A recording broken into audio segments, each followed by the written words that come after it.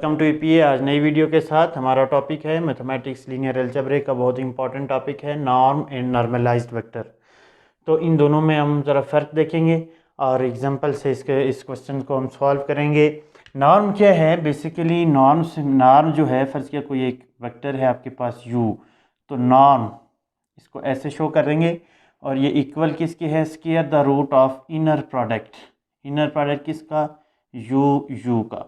u का जो inner product है विद स्क्वायर रूट, उसको हम क्या कहते हैं? नॉर्म कहते हैं।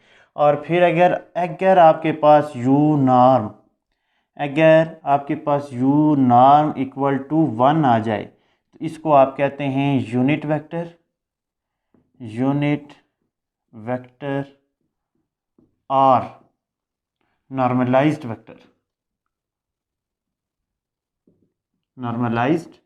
वेक्टर। ये बात समझने की है कि अगर आप नॉर्म लें और वो रिज़ल्ट 1 प्रोड्यूस करे तो उसको यूनिट वेक्टर कहते हैं या नॉर्मलाइज्ड वेक्टर कहते हैं। तो दूसरे लफ्ज़ों में हम ये कह सकते हैं कि नॉर्मलाइज्ड वेक्टर से मुराद ये है कि अगर आपके पास कोई एक वेक्टर है u equal to u over u norm, जो नॉर्म आपने निकाली हुई है उसको उस u के साथ जो वेक्टर दिया हुआ है, गिवन है, उसके साथ आप डिवाइड कर दें तो आपके पास क्या आ जाएगा? Normalized vector is normalized vector. तो सिंपल बात है कि वेक्टर जो आपको दिया हुआ है उसको उसकी नॉर्म के साथ डिवाइड करें तो आपके पास जो रिज़ल्ट आएगा वो आपका नॉर्मलाइज्ड वेक्टर होगा। तो हम एक एग्जांपल ले लेते हैं।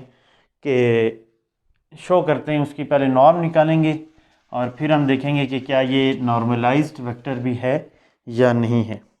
तो एग्जांपल ले लें जी। u इज़ इक्वल टू, हमारे पास फ़र्ज़ किया 1/2 और -1/4, 1/3 and 1/6।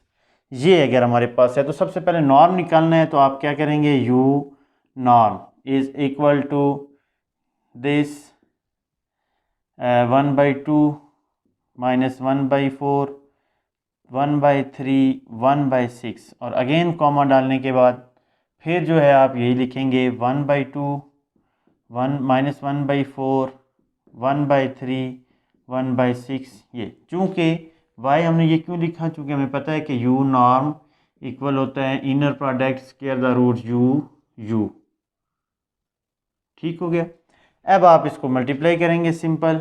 u norm is equal to 1/2 multiply by 1/2 1/4 और फिर आगे चले जाएं, प्लस माइनस माइनस प्लस हो जाएगा 1/16 plus 1/3 multiply by 1/3 1/9 plus 1/6 multiply by 1/6 136।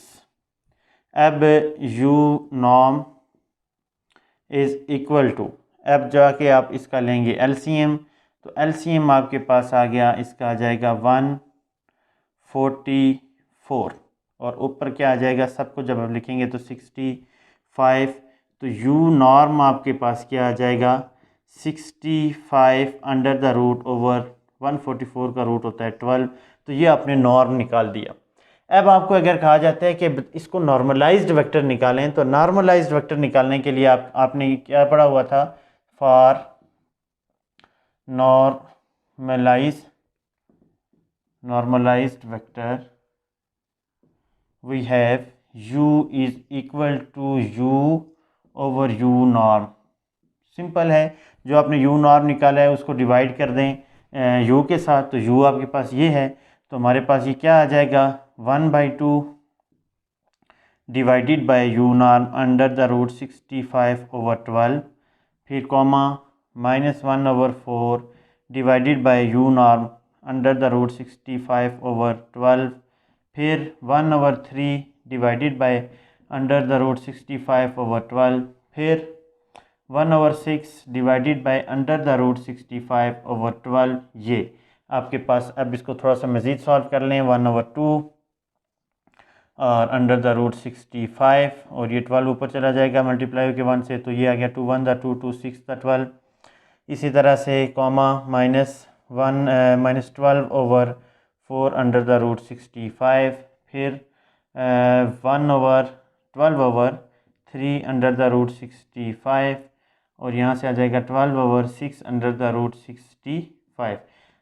4 1 the 4 4 3 the 12 3 1 the 3 4 the 12 6 2 the 12। तो आपके पास रिजल्ट आ जाएगा 6/√65 -3/√65 4/√65 और 2/√65 is required normalized vector। तो बिल्कुल आसान बात जी, कोई मुश्किल नहीं।